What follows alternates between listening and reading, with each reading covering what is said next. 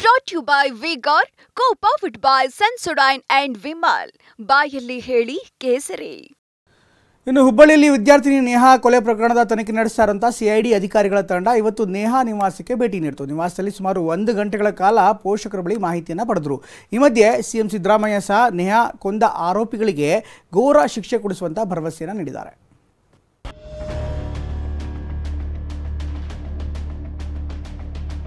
ಹುಬ್ಬಳ್ಳಿ ನೇಹಾ ಹತ್ಯೆ ಪ್ರಕರಣದ ತನಿಖೆ ತೀವ್ರಗೊಂಡಿದೆ.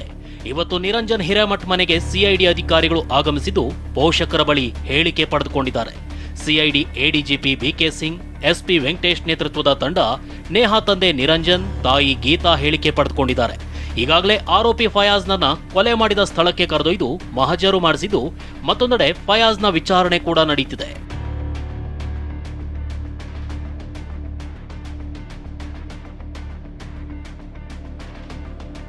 ಫಯಾಜ್ ವಿಚಾರಣೆ ವೇಳೆ ಮತ್ತಷ್ಟು ಆತಂಕಕಾರಿ ವಿಷಯ ಬೆಳಕಿಗೆ ಬಂದಿದೆ. ಅದೇನಂದ್ರೆ, ಕೊಲೆ ಮಾಡೋ ಕೆಲ ದಿನಗಳ ಮುಂಚೆ ಫಯಾಜ್ ನೇಹಾ ಮನೆ ಸುತ್ತ ಓಡಾಡಿದ್ದ. ಕೊಲೆ ಮಾಡೋ 5 ದಿನ ಮುಂಚೆ ಚಾಕುವನ್ನು ಖರೀದಿಸಿದ್ದ. ಅಂದ್ರೆ ಕೊಲೆ ಮಾಡೋಕೆ ಅಂತಾನೆ ಫಯಾಜ್ ಎಲ್ಲಾ ರೀತಿ ತಯಾರಿ ಮಾಡಿಕೊಂಡಿದ್ದ ಅನ್ನೋ ವಿಚಾರ ಬೆಳಕಿಗೆ ಬಂದಿದೆ. ವಿದ್ಯಾರ್ಥಿನಿ ನೇಹಾ ಕೊಲೆಯನ್ನು ಖಂಡಿಸ್ತೀನಿ ಅಂತ ಸಿಎಂ ಸಿದ್ದರಾಮಯ್ಯ ಹೇಳಿದ್ದಾರೆ.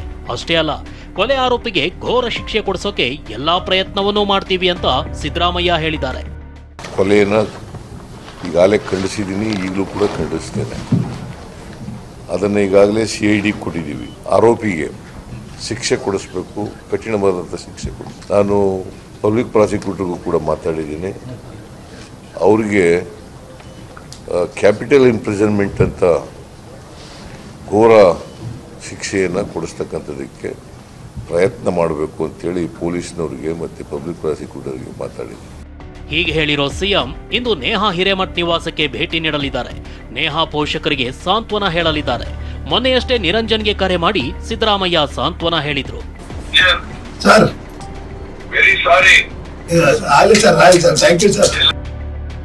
ಕೊಲೆಯಾದ ನೇಹಾಳನ್ನ ಫಯಾಜ್ ಮತಾಂತರ ಮಾಡೋಕೆ ಯತ್ನಿಸಿದ್ದ. ಹೀಗಂತ ನೇಹಾ ತಂದೆ ನಿರಂಜನ್ ತಮ್ಮ ಬಳಿ ಹೇಳಿದ್ದಾಗಿ ಕೇಂದ್ರ ಸಚಿವ ಪ್ರಹ್ಲಾದ್ ಜೋಶಿ ಹೇಳಿದ್ದಾರೆ. ನೇಹಾ ಕೊಲೆ ಕೇಸ್ ಲವ್ ಆಂಗಲ್ ನಲ್ಲಿ ತನಿಖೆ ಆಗಬೇಕು ಅಂತ ಆಗ್ರಹಿಸಿದ್ದಾರೆ. ಇದರಲ್ಲಿ ಲವ್ ಜಿಯಾದ ಆಂಗಲ್ ಇದೆ ಅನ್ನುವಂಥದ್ದನ್ನು ಅನೇಕರು ಹೇಳಿದ್ದಾರೆ. ಅವ್ರ ತಂದೆನೂ ಹೇಳಿದ್ದಾರೆ. ಮತಾಂತರ ಆಗುವಂತೇಳಿ ನನಗೆ ಒತ್ತಾಯ ಮಾಡಿದರು ಅಂತ ಅವರ ಮಗಳು ನನಗೆ ಹೇಳಿದ್ರು ಅನ್ನುವಂಥದ್ದನ್ನು ಅವರ ತಂದೆ ಹೇಳಿದ್ದಾರೆ.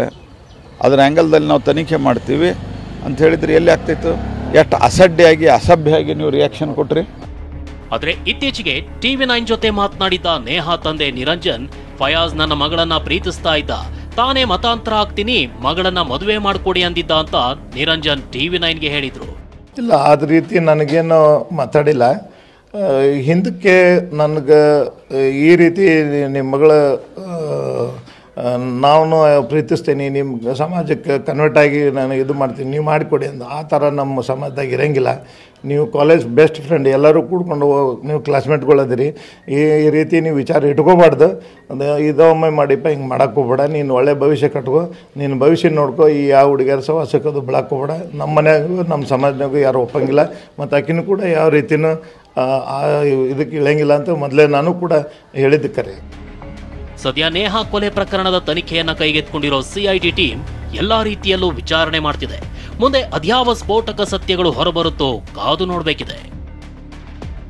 Bureau report, TV9.